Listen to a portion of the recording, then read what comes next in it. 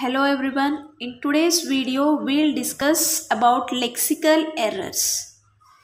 So generally, while discussing about the compiler, we have seen that a compiler is a translator which converts high-level language to low-level language.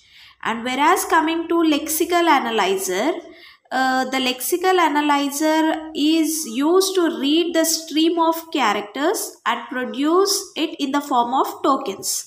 So when we have lexical errors, how to recover those errors and what are lexical errors will be seen in this video. So lexical errors are the errors thrown by your lexer when unable to continue. So what it means?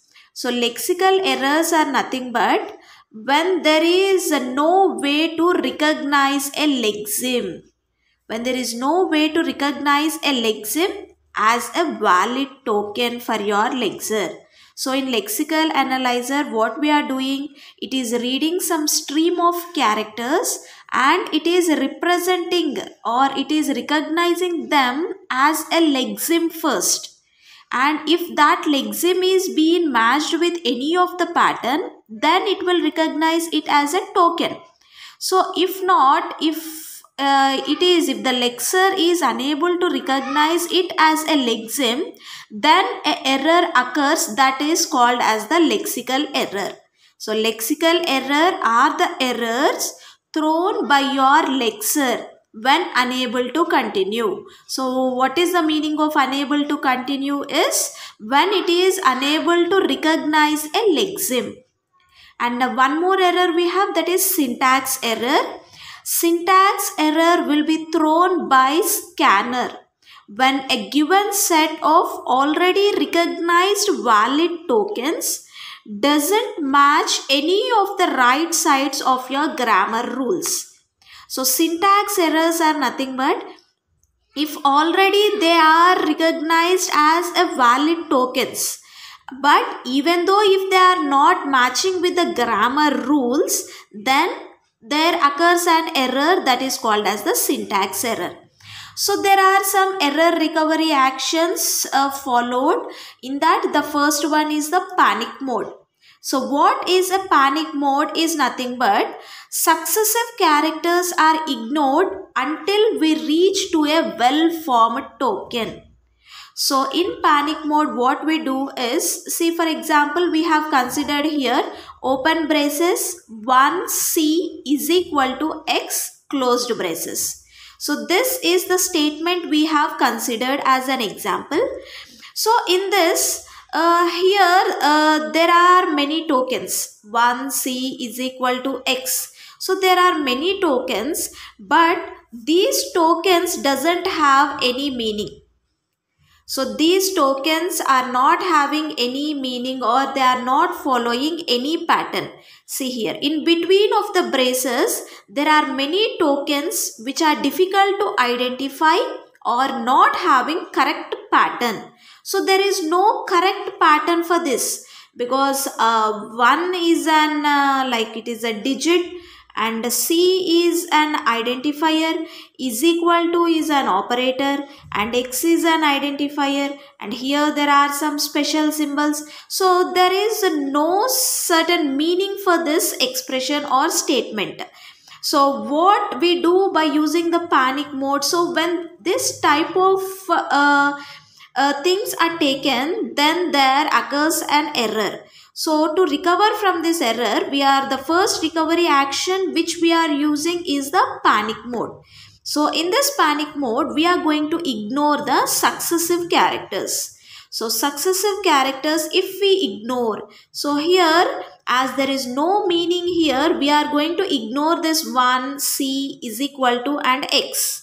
Okay, so then after ignoring this 1c is equal to and x, we are going to have only this open braces and closed braces. So this open and closed braces and the round bracket as well as square bracket, they are also considered as well-formed tokens. So panic mode is nothing but if at all in a statement there are tokens which are not having a correct pattern, then that characters can be removed in order to make it as a well-formed token. So that is the meaning of a panic mode. And the second recovery action is delete one character from the remaining input. So for example, we have considered here 2ABC. So this 2ABC is considered as an invalid identifier because it is started with a number. So our identifier, we have a rule like a pattern. We have a pattern should start with letter followed by n number of letters or digits. So that is the pattern we have for the identifier. But here our identifier has started with a number. So what we can do, the error recovery action is delete one character from the remaining input. So we are going to remove the character 2, or we are going to remove this number 2. So delete 2 from this token, then we are getting a valid token ABC. So when we remove this 2 from your input, we are going to get only the ABC. So ABC is considered as a valid token because it is an identifier, because it started with the letter. So it will be considered as a valid token. So this is the second recovery action, that is delete one character from the remaining input.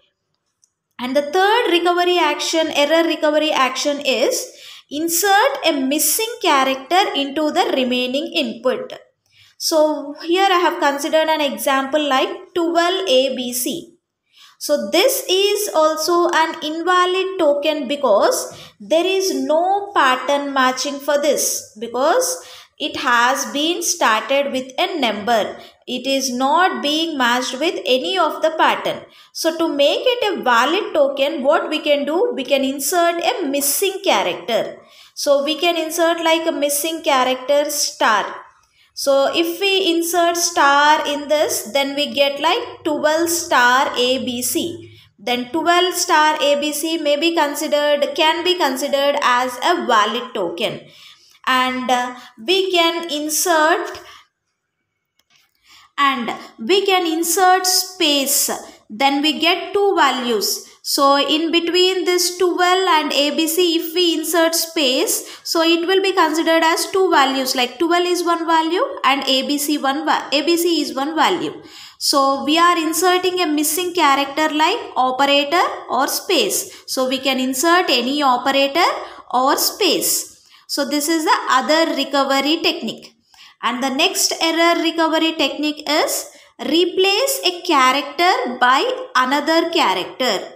So what it means, if only one character is wrong, then it will be replaced by any other valid word. So for example, here you can consider WHLE. So this is not a valid token. So to make it a valid token, we can replace it with any other character, because here only one character is being missing. If that character is being placed, then this will be considered as a valid token. So for that reason, here I is missing. So that is the reason we have inserted here I. So it is making a sense like WHILE, while. So here there is a spelling mistake in this. So if there is a spelling mistake, we can replace alternative it with another character. So for replacing it with another character, we are going to use text processing or dictionary to replace that word. So here the example, there is one word like missing, like one character is being missing, that is I. So by using text processing or dictionary, we can replace that individual character. So here I is being placed here, so it became a valid token WHILE, while. So this is the next error recovery technique, that is replace a character by another character. That is, if any one character is wrong in the word, then we can replace it with any other alternative word. And the next and the last error recovery technique is transpose two adjacent characters. So if that particular word is wrong, and if we can transpose that to characters. So for example, here I have considered fi. So there is no meaning for this fi. But if I transpose this, if I transpose these two characters, then it is making a sense here, that is if. So the last error recovery technique is transpose two adjacent characters. So if I transpose this fi, it is making a token like if. So these are the error recovery. So these are the error recovery techniques or error recovery actions which we are using in lexical errors.